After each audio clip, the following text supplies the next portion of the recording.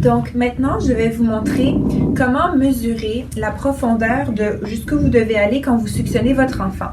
Il y a deux méthodes pour faire ça. La première méthode, c'est de prendre une trachéostomie, donc le tube, et donc toujours s'assurer que vous prenez le même tube que celui que votre enfant a. Par exemple, cet enfant, ce bébé a un Shiley 3.0 néonatal, donc je m'assure que c'est vraiment la même trachéo. Une fois que je me suis assurée que c'est la même trachéo, je prends la trachéo, vous prenez le cathéter de succion, et donc ça c'est une trachéo en extra.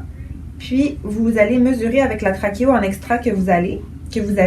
Vous mettez le cathéter de succion jusqu'au bout, puis vous regardez la mesure. Puis, par exemple, ici, la mesure est à 5 cm. Donc, ça, c'est une façon de le faire.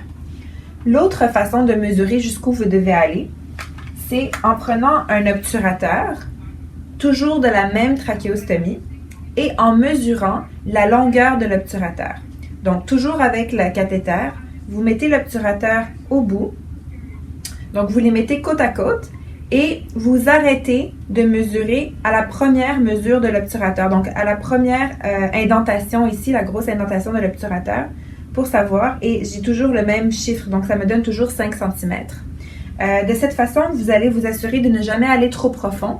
Puis, des fois, il est difficile de se rappeler exactement est-ce que j'allais à 5, est-ce que j'allais à 4. Donc, juste prendre une trachéo en extra, vous remettre ça. Maintenant, vous savez que vous êtes à 5, puis vous suctionnez à 5.